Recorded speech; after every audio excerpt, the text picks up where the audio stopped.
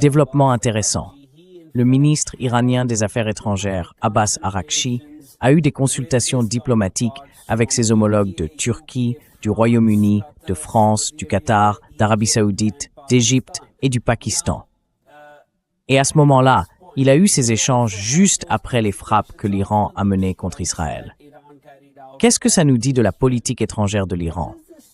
Parce que tous ces pays, ou en tout cas la plupart, sont des alliés des États-Unis. Et pourtant, ils ont refusé d'aider Washington dans cette guerre.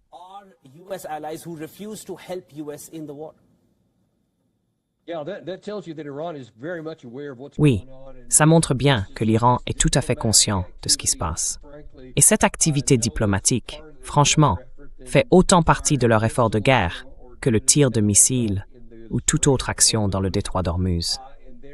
Ils font tout ce qu'ils peuvent pour créer de la distance entre les États-Unis et leurs alliés en disant « Écoutez, ces actions, cette guerre que les États-Unis et Israël ont choisie, cause des dégâts économiques importants dans le monde entier. Et nous, on est prêts à y mettre fin, à condition qu'ils acceptent d'arrêter la guerre ici. » Donc ils essaient de miser sur les intérêts et les besoins financiers ou autres de ces pays pour dire « Écoutez, ça n'a pas besoin de continuer comme ça. »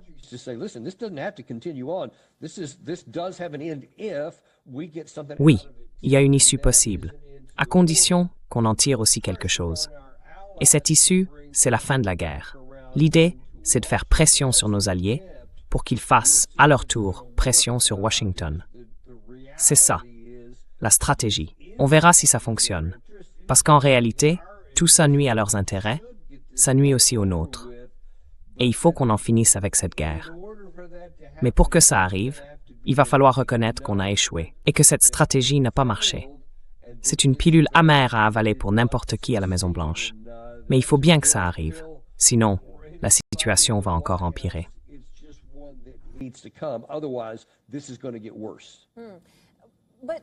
Mais Trump avait clairement dit que c'est lui qui décidait, pas Netanyahou.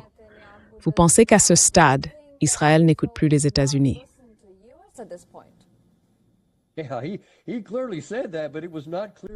Oui, il l'a clairement dit, mais ce n'a pas été clairement entendu en Israël. Pour moi, c'est assez évident.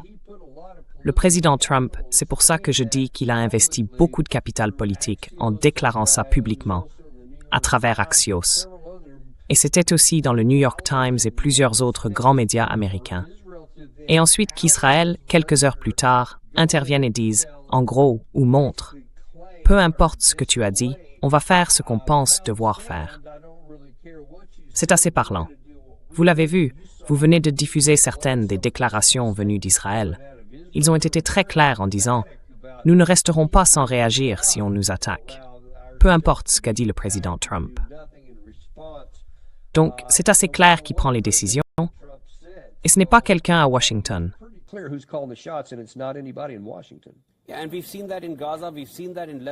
On l'a vu à Gaza, on l'a vu au Liban, et maintenant on le voit directement entre Israël et l'Iran. Et tout ça, à peine 1 heure après que Trump a fait ses déclarations en soutien à Israël, les frappes ont quand même eu lieu. Mais permettez-moi d'attirer rapidement votre attention, monsieur, sur un point.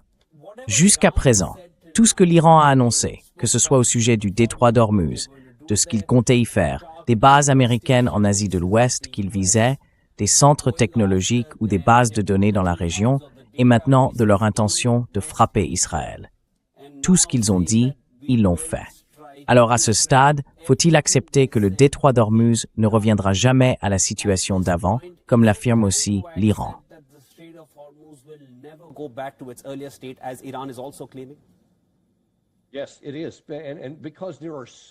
Oui, c'est le cas.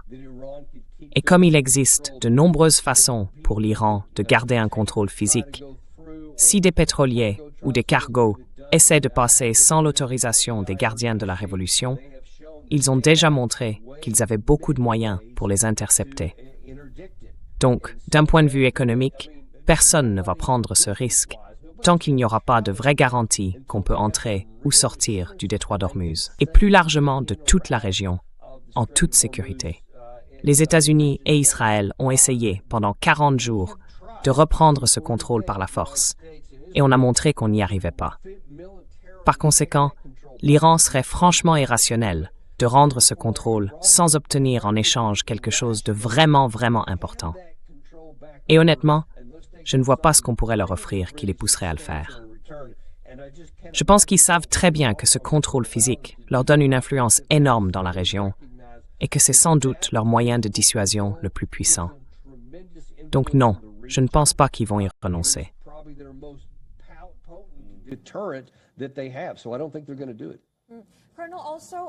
Colonel, si la situation s'aggrave, quel rôle les États-Unis joueraient-ils? Parce qu'ils ont déjà une armada en Asie de l'Ouest avec un blocus naval sur place. Alors, quel serait exactement le rôle des États-Unis et quelle pourrait être leur prochaine action?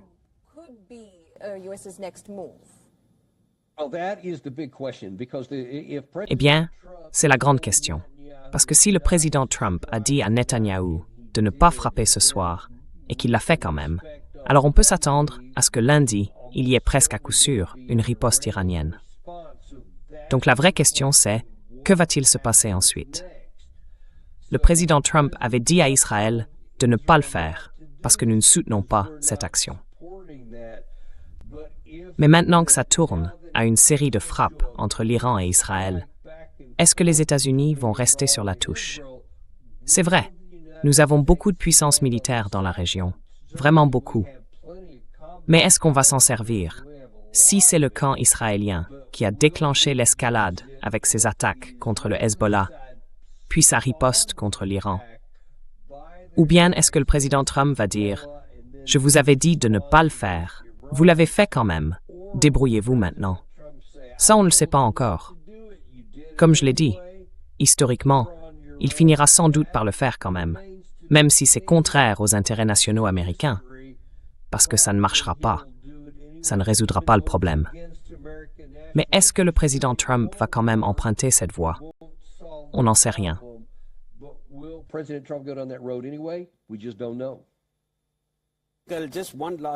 Un dernier point, si vous permettez. Des frappes au Koweït, des frappes à Bahreïn, en Israël aussi, des frappes dans le détroit d'Ormuz. Tout ça s'est passé en une seule semaine. Alors, qui est le plus désespéré d'obtenir un accord ici?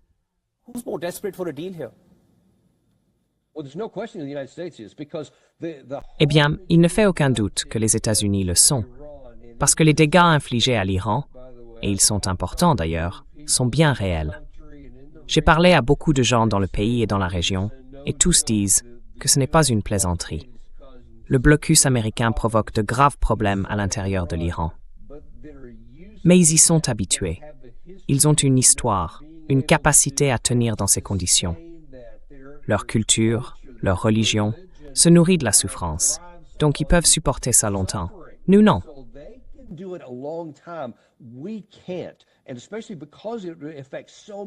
Et surtout, parce que ça touche tellement d'autres pays, nos alliés partout dans le monde, qui n'ont aucun intérêt dans cette guerre et ne veulent pas qu'elle continue, vont en subir les conséquences. Je pense que plus ça dure, plus la pression extérieure sur Washington pour y mettre fin va augmenter, et pas seulement de la part de l'Iran. Donc oui, on subit clairement plus de pression que le camp iranien, et ça inclut même notre propre économie. Parce que le prix de l'essence, du diesel, de tout, la nourriture, tout ça augmente. Et puis il y a le kérosène, les engrais, tout le reste. On a désespérément besoin que tout ça s'arrête, bien plus que l'Iran.